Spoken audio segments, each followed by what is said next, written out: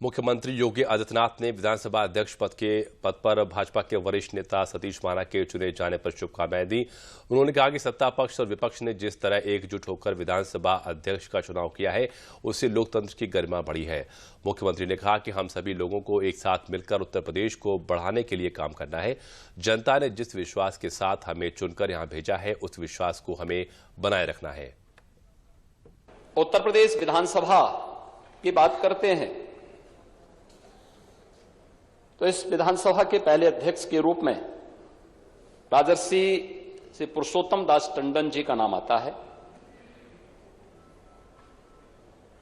उन जैसे मनीषियों ने इस सदन की गरिमा को, इसके उच्च संसदीय मर्यादाओं और मानदंडों को स्थापित करने का कार्य किया था और इसके बाद से श्री आत्माराम गोविंद खैर जी ने 3 बार उत्तर प्रदेश विधानसभा के अध्यक्ष को सुशोभित किया।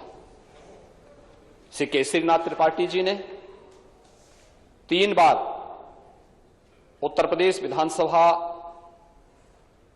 के गरिमामय पूर्ण पद को सुशोभित किया और आज जब हम 18वीं विधानसभा में हैं तो इस सदन के वरिष्ठ सदस्य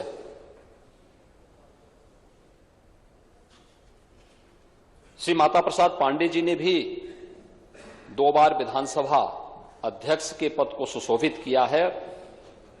आज भी इस सदन के माननीय सदस्य चुने गए हैं। आपका चयन बहुत सारा संदेश दे देता है।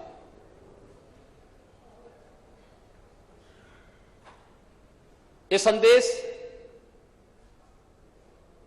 अध्यक्ष पद जैसे गरिमामय पद के लिए तो है ही, हमारी लोकतांत्रिक परंपराओं को पुष्ट और मजबूत करने की दृष्टि से भी महत्वपूर्ण है और उससे भी महत्वपूर्ण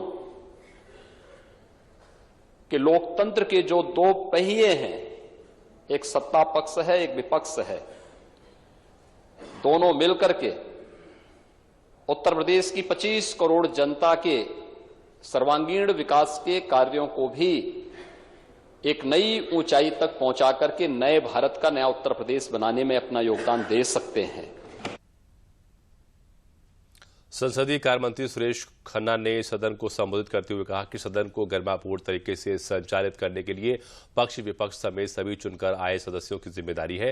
उन्होंने कहा कि सदन में जितनी अधिक चर्चा होगी उतना ही सदन का महत्व बढ़ेगा। उन्होंने मीडिया से भी अच्छी खबरों के प्रसारण का निवेदन किया। संसदीय लोकतंत्र की सबसे बड़ी आधार है चर्चा, बहस और विचार विमर्श होना। और वर्तमान में सबसे बड़ी चुनौती भी संसदीय लोकतंत्र के सामने यही है कि सदनों का व्यवधान।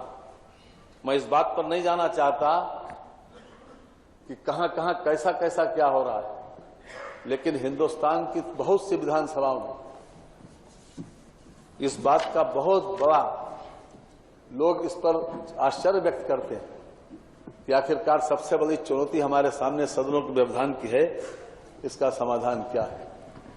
और मैं समझता हूं कि चाहे इधर बैठे हुए लोग हैं और चाहे मेरे सामने बैठे हुए लोग हों, वो सभी इस बात पर महसूस करते होंगे कि अगर सदनों में व्यवधान न हो तो जो चर्चा और वाद विवाद और बहस होती है वो सबसे ज्यादा सार्थक भी होती है, उसका परिणाम भी निकलता है और जो निष्कर्ष निकलता है उसमें निश्चित रूप से लोक कल्याणकारी कार्य भी होते हैं। और जितनी देर तक जितनी अच्छी चर्चा होती है उतनी अच्छा कहीं न कहीं से निष्कर्ष निकलता है।